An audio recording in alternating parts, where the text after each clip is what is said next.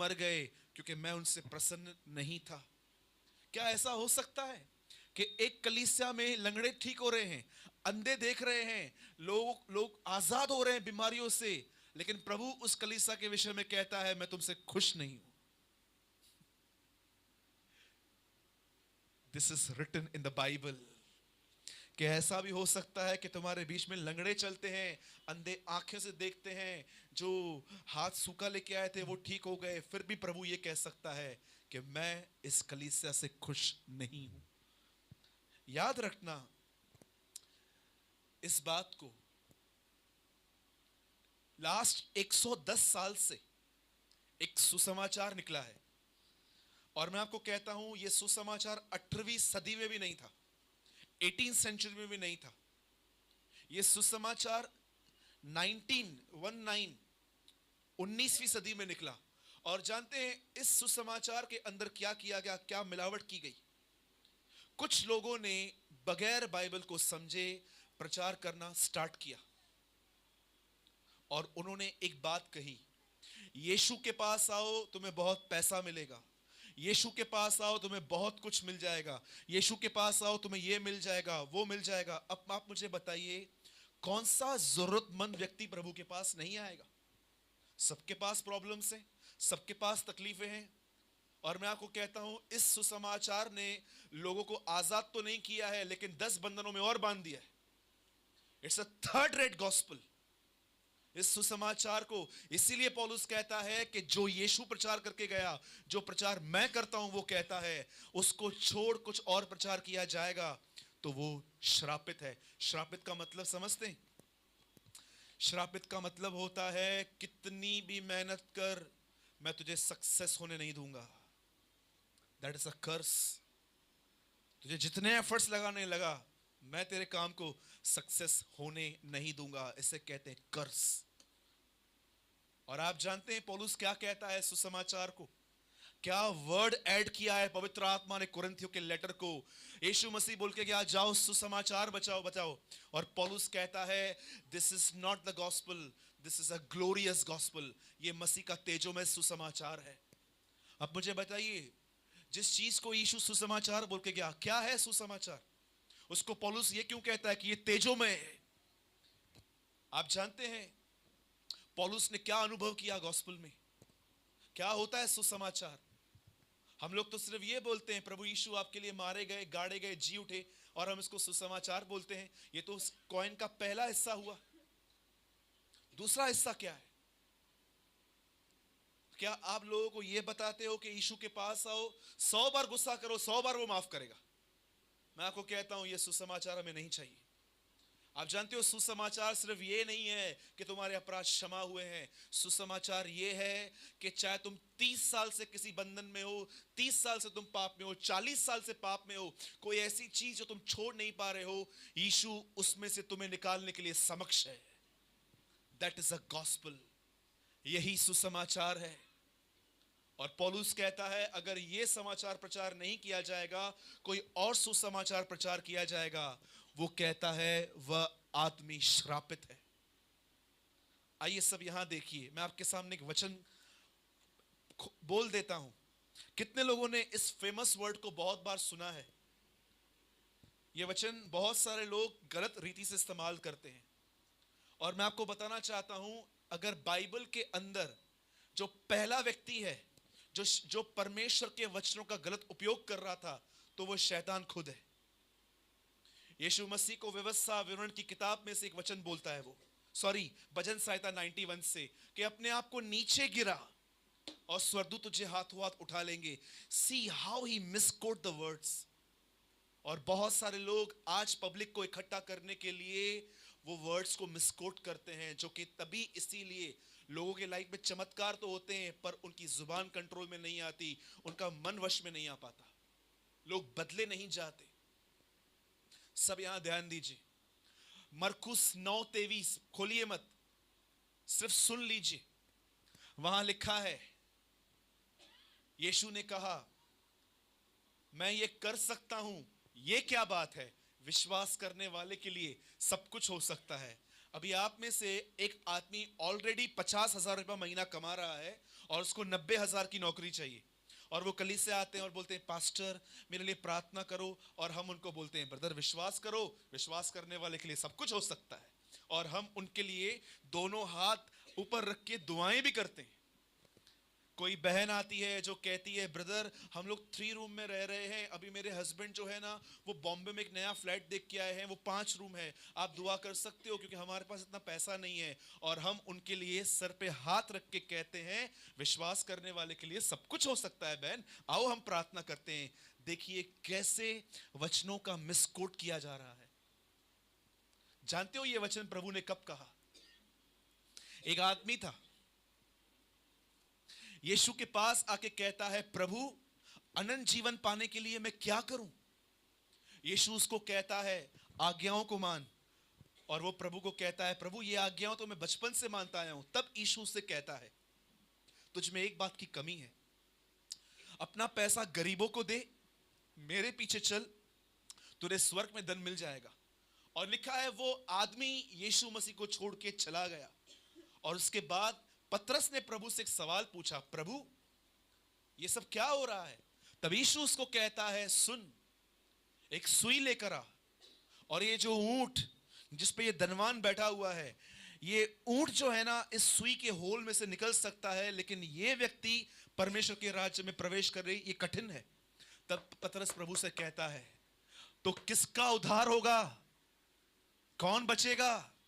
Then Jesus said जो मनुष्य के लिए नहीं हो सकता वो परमेश्वर से हो सकता है, विश्वास करने वाले के लिए सब कुछ हो सकता है।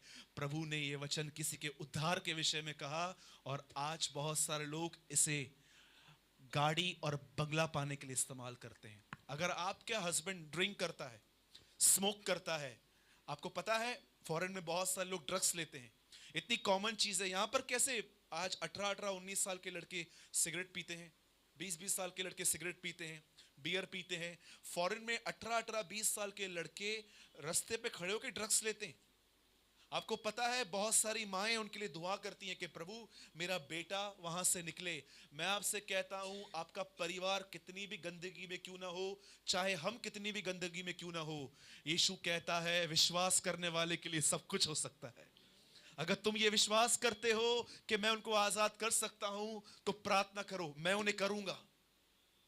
कभी भी इस बात पर विश्वास मत करना कि कोई भी व्यक्ति जैसा आज है वो कल भी वैसा ही रहेगा। परमेश्वर हर एक को बदल सकता है, वरन बदलेगा। बोलिए आमीन। एक ये बात हमेशा याद रखना, ये मिलेगा वो मिलेगा वो मिलेगा ये मिलेगा। मुझे नए नियम के अंदर एक वचन बताओ जहां लिखा है यीशु तुम्हारी ख्वाहिशों को पूरा करने के लिए आया। बताइए किसको चाहिए? सेम बाइबल है मेरे पास भी जो आपके पास ही है। मुझे एक बात बताइए जहां यीशु कहने के लिए आया जो मारुति चलाते हैं उन्हें BMW देने के लिए आया हूं, जो सैमसंग यूज करते हैं उनको आईफोन देने के लिए आया हूं, जो बहनें जो भाई सादा कपड़ा पहनते हैं अब मैं उनको बैंजनी वस्त्र देने के लिए आया हूं। आप जानते हो यीशु क्यों आया? यीशु इंसान को ईमानदार बनाने के लिए आया। यीशु मसीह एक आदमी को परमेश्वर से मिलाने के लिए आया। समटाइम्स आई इमेजिन, मैं कभी कभी है ना इस बात को ऐसे इमेजिन करता हूं। आप बताइए यीशु मसीह जब क्रूज पे था तो उसके दाहिनी ओर कौन था? हेलो, कौन था? तो मुझे बताइए यीशु मसीह पहले मरा था कि ये चोर पहले मरा था? बहुत सारे लोग कहते हैं ब्रदर प्रभु जब मरा ना प्रभु नरक में गया, हमारे लिए 3 दिन वहां रहा। आई एम सो सॉरी, यीशु ने कहा तू मेरे साथ आज स्वर्गलोक में होगा। वो नरक में नहीं गया, वो स्वर्गलोक गया था। सुनिए, जब यीशु उस क्रूस पे था तो जानते हैं क्या हुआ? उस चोर की मौत बाद में हुई है, पहले यीशु की मौत हुई थी। यीशु मरे थे पहले, और यीशु ने, अब आप मुझे बताइए पहले स्वर्गलोक कौन पहुंचा? यीशु पहुंचा कि चोर पहुंचा?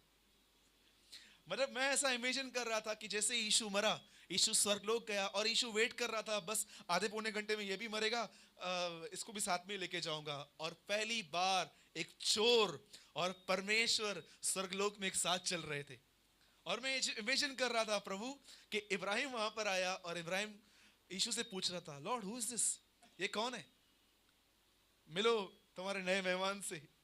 अच्छा, और जैसे यीशु इब्राहिम ने उससे पूछा होगा, अरे तूने मूसा का बपतिस्मा लिया था, यूहन्ना का लिया था कि यीशु का लिया था? एंड इससे मैंने बपतिस्मा ही नहीं लिया था।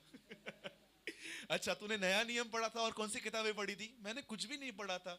अच्छा, दूसरी बात, तेरे पास्टर का नाम, तेरे नबी का नाम क्या था? किस याजक से सेवा की थी? अरे भाई मैं चोर हूं।